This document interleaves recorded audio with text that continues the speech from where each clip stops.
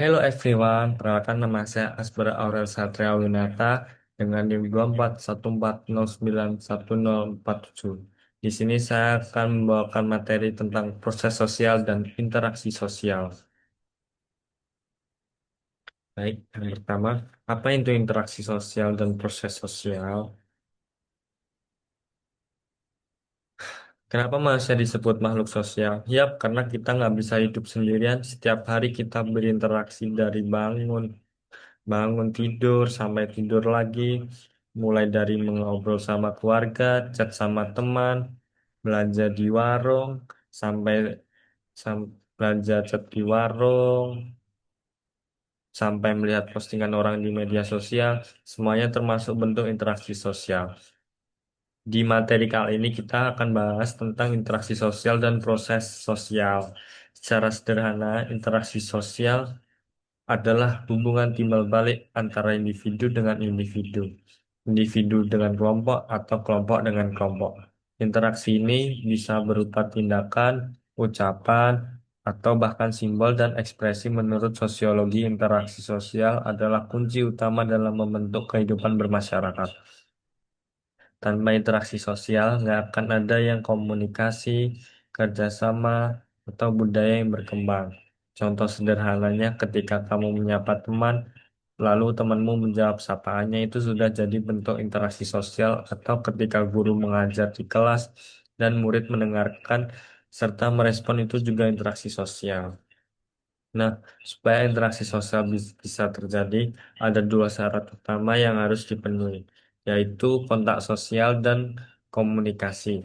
Yang pertama adalah kontak sosial, yang artinya adanya hubungan atau pertemuan antara dua pihak, bisa secara langsung atau tidak langsung.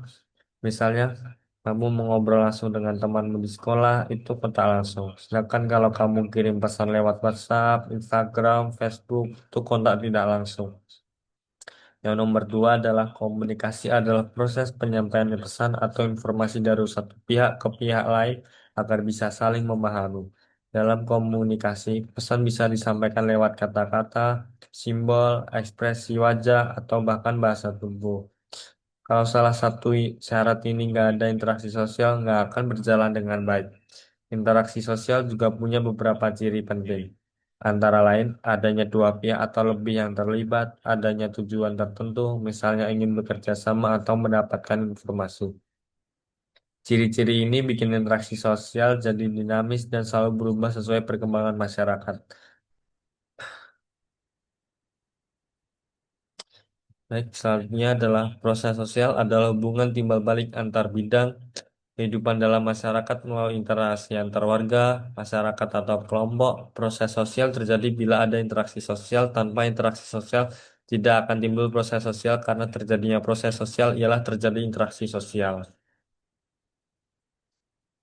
Baik, dari interaksi sosial yang terjadi terus-menerus muncullah yang disebut proses sosial. Proses sosial adalah ciri-ciri yang berhubungan satu sama lain menimbulkan hubungan sosial yang lebih luas dan kompleks. Secara umum, proses sosial dibagi menjadi dua jenis besar, yaitu proses asosiatif dan proses proses disosiatif. Yang pertama adalah kerjasama. Kerjasama ini terjadi ketika orang atau kelompok saling membantu untuk mencapai tujuan bersama. Contohnya seperti gotong royong, membersihkan lingkungan, atau kerja kelompok saat tugas sekolah.